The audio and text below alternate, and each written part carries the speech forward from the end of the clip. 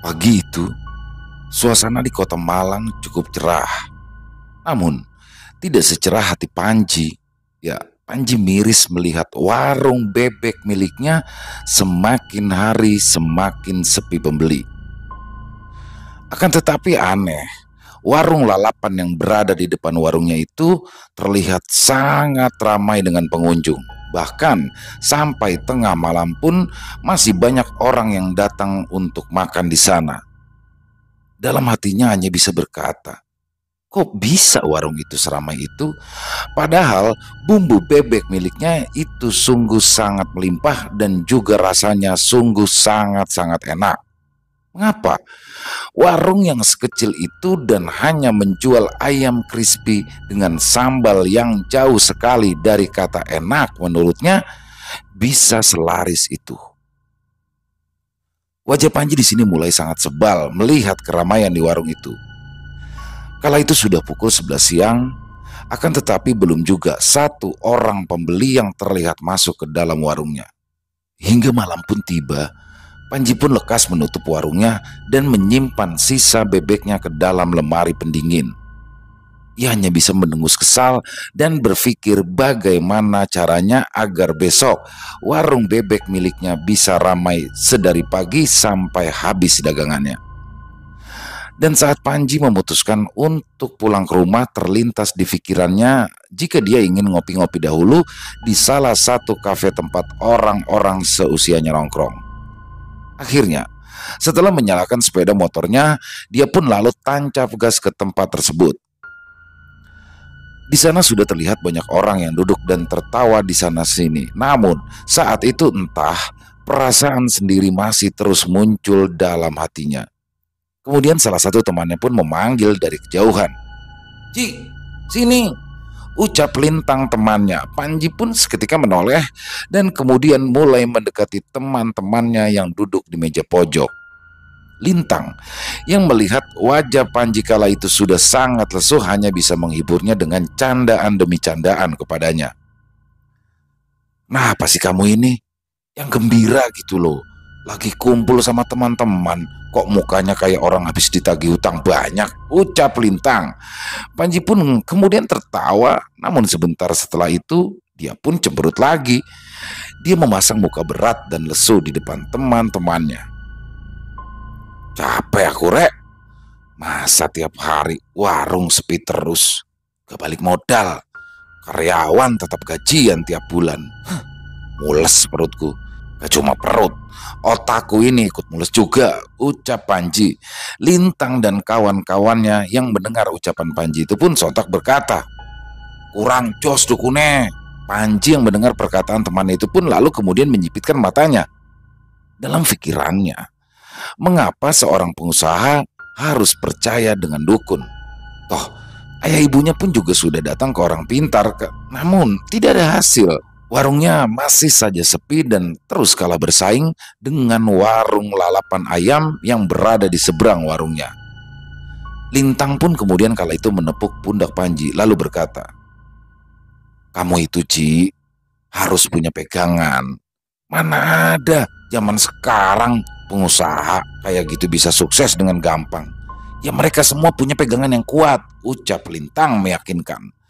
Panji di sini masih penasaran. Entah apa yang sebenarnya Lintang katakan karena selama ini ayah ibunya yang sering datang bolak-balik ke orang pintar dan pulang membawa sebotol air putih untuk disiramkan di depan warung ia berjualan. "Ini cuma saran aja, Ci. Gimana kalau kamu ya cari-carilah pegangan," ucap Lintang. Panji pun semakin tidak mengerti apa yang sedang Lintang bicarakan. Pegangan yang dia maksud sholat, ya Panji sudah 5 waktu, tapi batin masih dihantam cobaan lewat usaha setiap harinya. Hanya beban pikiran yang sungguh luar biasa tidak kuat ia rasakan setiap melihat warungnya sepi. Otaknya seperti hening di luar namun ramai sekali di dalam. "Pegangan yang kamu maksud itu apa sih, Tang? Yang jelas dong kalau ngomong," ucap Panji. Lintang pun di sini kemudian mendekati Panji dan sedikit berbisik, "Kamu ikut aja pesugihan, biar warungmu rame," ucap Lintang. Panji yang saat itu kaget mendengar perkataan Lintang hanya bisa melotot lalu memukul pundak temannya itu. "Ngawur kamu, Tang. Kamu pikir aku bocah apa? Digobloki arek model awakmu," ucap Panji. Lintang pun hanya tersenyum kemudian menatap serius wajah Panji. "Aku serius, Ji. Aku sudah hafal dengan gaya usaha jualan kayak begitu. Sudahlah, tenang aja. Pengalaman ini dari bapakku," ucap Lintang. Panji yang saat itu masih ragu akan ucapan Lintang pun hanya bisa terdiam. Baginya, ucapan itu hanya bisa menambah beban pikirannya. Panji pun lalu pulang ke rumah. Dia lalu menjatuhkan tubuhnya ke atas kasur. Nampak tangannya memegangi dahi yang sudah terasa panas dengan banyaknya pikiran yang kala itu menggelayut di kepalanya. Belum lagi, uang yang dia pegang belum cukup untuk membayar cicilan bank bulan depan. Bagaimanapun, dia harus memutar otaknya agar usaha warung bebeknya bisa semakin laris dan semakin memikat hati pembeli. Akan tetapi, kenyataan hari ini lain pula dengan rencananya. Tak ada satupun orang yang datang untuk membeli bebek goreng di warungnya. Hingga akhirnya, karena ucapan Lintang merasa cukup membuat Panji bangkit. Panji pun segera membuka laptop dan mencoba melihat-lihat tentang pesugihan pada warung makan lain. Hingga dia pun langsung membuka mesin pencarian dan membaca satu persatu informasi yang menjelaskan tentang tata cara kerja pesugihan ini. Memang, semua informasi yang ia baca saat itu masih ada kaitan tentang ritual pesugihan dengan pemilik usaha warung. Meskipun itu tidak pada semua warung makan yang memakainya. Dan setelah itu, dia pun lalu menutup laptopnya dan kemudian keluar dari kamar. Ia pun kemudian mendekati sang bapak dan ibu yang kala itu sedang nonton nyaman di depan televisi bersama kedua adiknya. Panji pun dengan perlahan ingin mengajak sang bapak untuk mengobrol. "Pak, Panji mau tanya-tanya sesuatu ke bapak," ucap Panji. Bapaknya pun kemudian menoleh ke arah Panji lalu ia tersenyum. "Ada apa, Le? Ayo cerita ke bapak," ucap bapaknya. "Pak, orang yang memelihara pesugihan di warung itu ada nggak sih?" tanya Panji. Kemudian sang ayah pun melihat Panji dengan tatapan mata yang penuh rasa curiga. "Apaan sih, Pak? Panji kan cuma tanya. Soalnya warung di depan Panji jualan itu rame terus. Padahal rasa makanannya tuh kalah jauh sama punya Panji loh, Pak." "Heran deh Panji," ucap Panji. Bapaknya yang mendengar perkataan anaknya itu pun langsung menoleh dan mengatur posisi duduknya menghadap ke arah Panji. "Le, itu semua sudah rezeki mereka. Kalau memang warungmu tidak seramai mereka ya sudah, berarti rezekimu ya cukup hanya sekian," jelas sang bapak dengan entengnya. Merasa sang bapak hanya akan menceramahinya saja dan sang ibu pun tidak akan merespon dengan baik, akhirnya Panji pun memilih untuk masuk lagi ke dalam kamar lalu beranjak tidur. Di keesokan harinya, Panji pun langsung bergegas menuju ke warungnya, berharap akan ada keajaiban dengan juga banyaknya pembeli. Berangkatlah Panji kala itu dengan hati yang riang. Sesampainya di warung, Panji pun melihat pemilik warung sebelah kala itu yang hendak menyeberang dan kembali ke warungnya. Panji yang saat itu biasa saja menjadi curiga lantaran saat itu lelaki pemilik warung lalapan tersebut terlihat membawa sebuah cangkul dan banyak sekali tanah yang menempel pada bajunya, hingga pikiran aneh-aneh pun mulai muncul. Karena tidak ada lahan kosong di belakang maupun di samping kanan kiri warungnya selain tanah sedikit yang berada di depan tokonya. Panji pun segera memarkirkan sepeda motornya dan melihat apa yang terjadi. Pandangan lelaki pemilik warung lalapan ayam tersebut terlihat sangat sinis kepadanya. Bahkan Panji pun melihatinya sampai ia masuk ke dalam warung. Panji pun lalu melihat sekitar dan menengok ke kanan dan ke kiri. Tapi tidak ada bekas galian tanah di sekitar situ. Entah apa hanya pikirannya saja yang sangat jelek hingga membuat pikirannya tidak nyaman muncul dalam otaknya. Karena dirasa aman, maka Panji pun segera membuka warung makan bebek miliknya. Kemudian di sini Hal yang aneh pun terjadi kembali. Ya, tidak terlihat satupun pembeli ataupun pelanggan yang menghampiri warung makan miliknya. Masih seperti kemarin, sepi, sepi sekali sampai larut malam.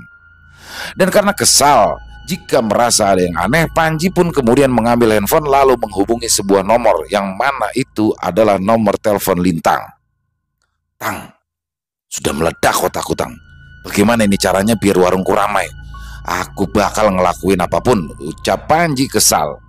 Lintang yang melihatnya temannya kala itu sudah putus asa dan sepertinya sudah tidak kuat lagi untuk berpikir kembali, hanya bisa tersenyum tipis.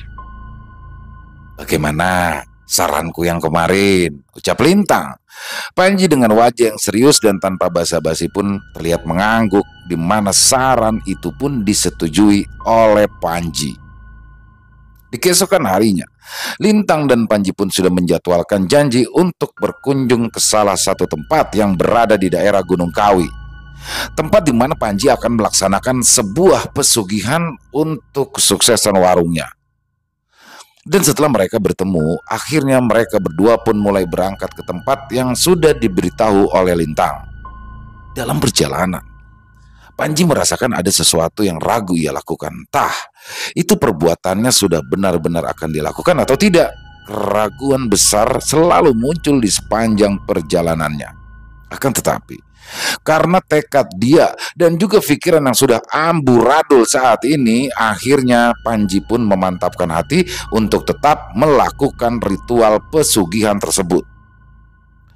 Sesampainya di tempat yang sangat amat sunyi sekali dan terlihat ada sebuah bangunan yang terlihat berbau kerajaan, muncullah seorang pria yang ternyata bernama Mbah Priyo. Mbah Priyo terlihat menghampiri mereka dan mendekatkan langkah kakinya ke arah mereka memarkirkan sepeda motor. Lintang pun segera menghampiri Mbah Priyo, disusul oleh Panji yang kemudian mencium tangan Mbah Priyo. "Wah, ini toh yang kamu ceritakan tempo hari?" tanya Mbah Priyo. Lintang pun dengan tersenyum melihat Mbah Priyo lalu mengangguk. Hingga akhirnya mereka berdua pun lalu disuruh masuk oleh Mbah Priyo ke dalam. "Apa yang kamu inginkan, Leh?" tanya Mbah Priyo. Panji yang saat itu merasa gugup seperti ada rasa takut yang mendalam dalam hatinya, berteriak, "Jangan!" Namun dia tidak bisa melakukan apapun karena keadaanlah yang memaksanya. Begini Mbah, mungkin Lintang sudah sedikit bercerita tentang masalah saya. Jadi warung saya itu sepi sekali pembeli Mbah. Hampir 1 bulan kondisinya seperti ini. Jadi saya sudah seperti hilang akal, mau melakukan apa lagi. Dan Lintang pun menyarankan saya untuk datang ke sini, jelas Panji. Lintang saat itu pun tidak banyak berkata dan lebih memilih diam dan menunduk. Mbah Priyo yang paham akan tujuan Panji kemudian menjelaskan sesuatu yang harus dilakukan agar usaha miliknya itu bisa ramai dan juga bisa bersaing dengan warung-warung makan lainnya. Mbah Priyo pun di sini menjelaskan bahwa Panji harus menginap di sini selama 5 hari. Kemudian pada ritual inti dia harus melakukan tapa brata, di mana Panji harus menyepi dan bertapa di salah satu tempat di sana selama 1 hari 1 malam. Dirasa persyaratannya tidak begitu berat, akhirnya Panji pun di sini menyanggupi hal tersebut. Satu persatu, rangkaian acara tersebut dilakukannya hingga sampailah pada waktu di mana Panji harus melakukan ritual puncak yaitu tapa brata. Panji pun lalu dibawa ke sebuah tempat yang jauh dari kediaman Mbah Priyo. Di sana, Panji kala itu harus bertelanjang dada. Selama bertapa, Panji pun dilarang untuk membuka mata mulai dari awal bertapa sampai dengan batas waktu yang telah ditentukan. Akan tetapi, hal itu pun tetap disanggupi oleh Panji. Sampailah Mbah Priyo membawa Panji ke sebuah tempat untuk menyepi. Ingat kata-kata Mbah, jangan sekali-kali kamu membuka mata sampai besok pagi. Nah, sekarang kamu duduk di sana, ucap Mbah Priyo. Panji pun mendengarkan perkataan Mbah Priyo dan kemudian ia terlihat duduk di salah satu batu yang memang terlihat seperti batu untuk bertapa dari zaman dulunya. Panji pun akhirnya mulai duduk dan ia mulai melakukan tapanya. Mbah Priyo kemudian meninggalkan Panji seorang diri. Sebelum Panji memejamkan mata, tiba-tiba terdapat sebuah daun dan buah yang jatuh secara bersamaan menghantam kakinya. Panji pun hanya mengambil dan menyisihkan daun dan buah itu, kemudian ia mulailah memejamkan matanya. Malam pun tiba. Panji pun mulai merasa kedinginan. Terdengarlah suara langkah kaki yang terdengar perlahan mendekati dirinya. Dikarenakan larangan untuk membuka mata, akhirnya Panji pun hanya mendengarkan apa yang terjadi di sekitarannya saat itu. Hingga langkah kaki itu kemudian terdengar terhenti tepat di depan Panji duduk bersila. Kemudian sesuatu yang mengerikan pun terjadi.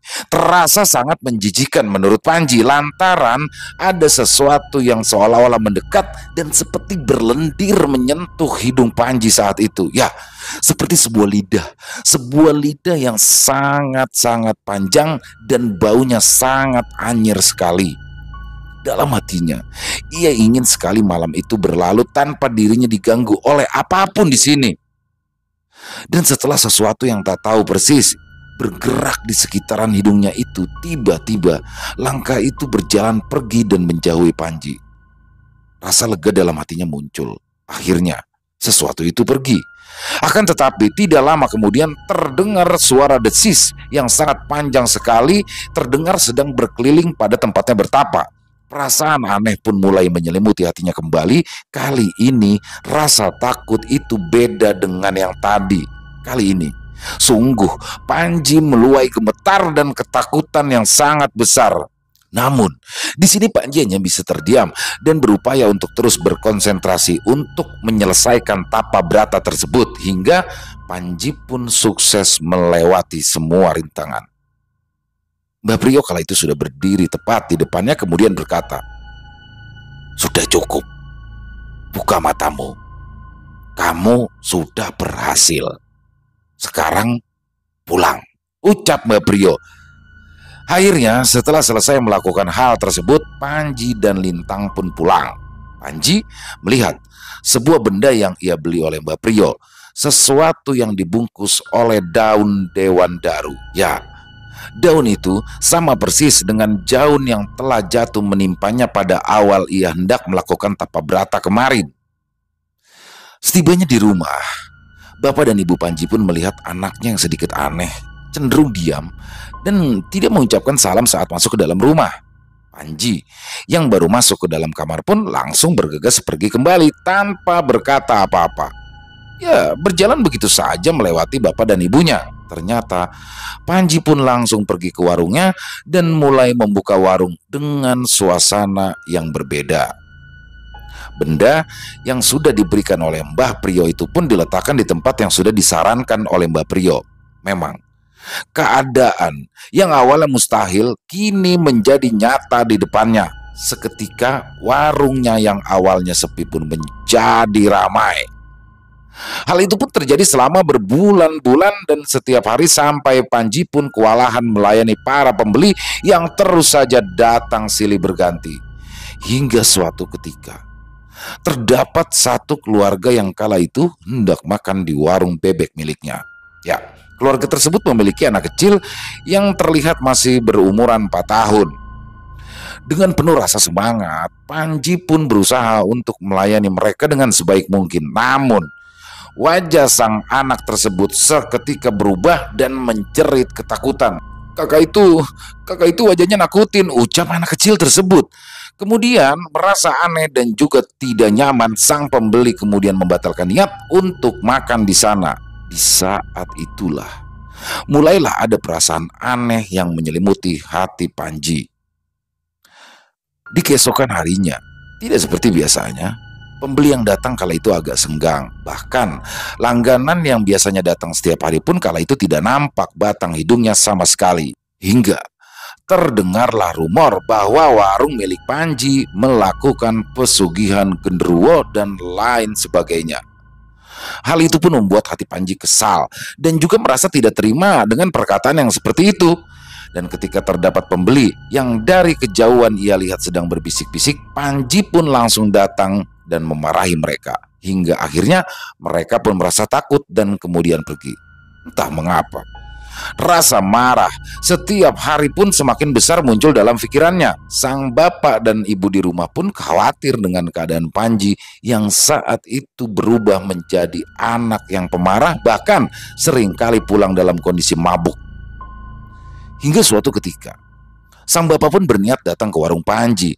Ia berniat untuk melihat keadaan warung sang anak yang sudah ramai dan alhamdulillah tidak pernah sepi. Akan tetapi, ketika sang bapak pergi ke arah dapur, ia pun menemukan sebuah benda yang menurutnya cukup aneh dan membuatnya khawatir. Pada akhirnya, dengan sigap dan cepat sang bapak pun membuang benda itu, yang tak lain benda itu adalah pemberian dari Mbah Priyo dulu. Sejak saat itu, warung bebek milik Panji pun menjadi sepi kembali. Pembeli pun datang hanya 1-3 orang. Dirasa ada yang aneh. Kemudian Panji pun mulai memeriksa barang pemberian dari Mbah Priyo yang sudah ia taruh di salah satu sudut warungnya. Dan betapa marahnya Panji kala ia melihat benda itu sudah tidak ada lagi di tempatnya. Amarah yang besar pun muncul, membuatnya menjadi tidak terkendali. Para pegawai yang melihatnya seperti orang kesetanan tersebut pun langsung menghubungi kedua orang tuanya. Ya, kondisi Panji saat itu sudah sangat tidak terkendali. Dia seperti manusia yang sudah kerasukan jin. Lidahnya keluar seperti lidah ular. Matanya yang tenang kini menjadi merah, seperti sudah dipenuhi dengan kemarahan. Akhirnya, sang bapak kala itu pun datang dengan membawa seorang ustadz untuk menolong sang anak yang memang sudah tidak terkontrol tersebut. Rupanya, sesosok jin ular yang sedang merasuki tubuhnya saat itu. Jin tersebut tidak mau keluar sebelum ada tumbal yang dipakai sebagai jaminan untuk Panji kembali dalam keadaan normal. Akan tetapi, ustadz dan semuanya pun berusaha untuk tidak mengikuti kemauan jin ular tersebut. Dengan sekuat tenaga, mereka semua pun berusaha menolong Panji agar kembali tersadar.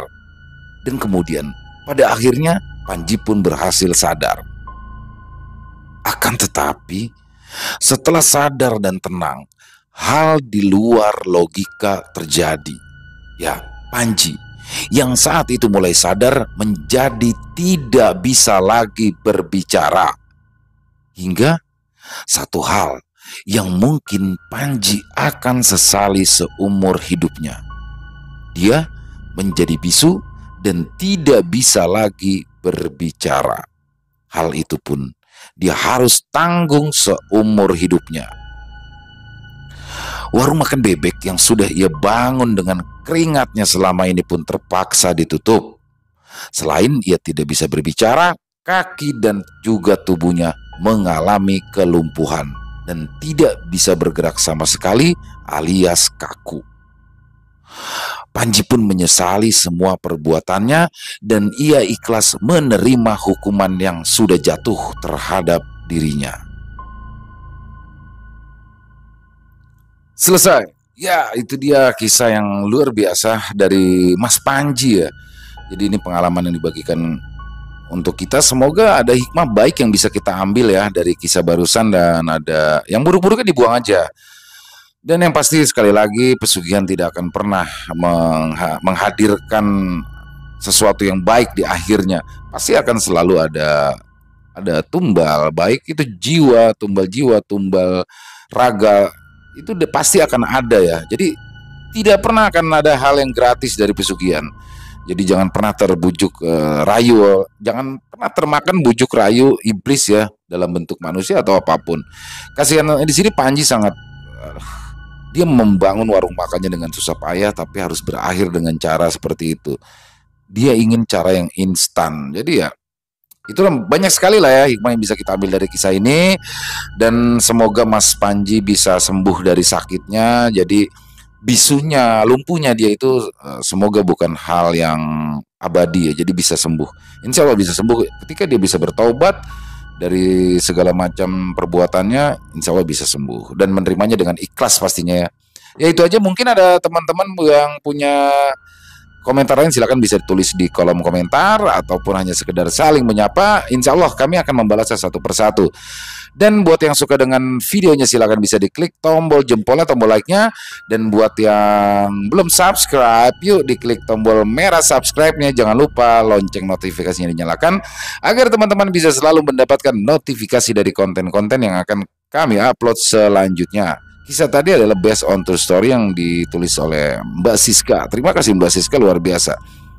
Dan buat teman-teman yang mau kisahnya dibacakan di sini, dibawakan di sini, kisah pribadi yang bertemakan horor misteri, ya bisa kisah dari diri pribadi ataupun teman ataupun keluarga, silakan bisa dikirimkan ke kami ke nomor telepon 087845094752. Kami ulangi 087845094752. Ya, silakan bisa dikirimkan ya. Dan buat yang sudah kirim tapi belum kami bawakan, harap bersabar, pasti kami akan bawakan, tapi memang butuh proses ya, butuh waktu karena kita harus garap dulu. Ya itu dia. Di akhir kata saya mengucapkan permohonan maaf apabila dalam pembawaan kisah barusan ada kata-kata saya yang salah, ada kata-kata saya yang mungkin kurang berkenan di hati teman-teman semua. Saya mohon dibukakan pintu maaf yang seluas-luasnya. Karena saya hanyalah manusia biasa, tempatnya salah dan dosa. Dan sampai jumpa lagi di konten-konten kami selanjutnya yang pasti tidak kalah serunya, tidak kalah horornya. Masih bersama saya Ilo di Ilo Bercerita. Salam sehat, sukses selalu untuk kita semua. Amin, amin ya robbal alamin.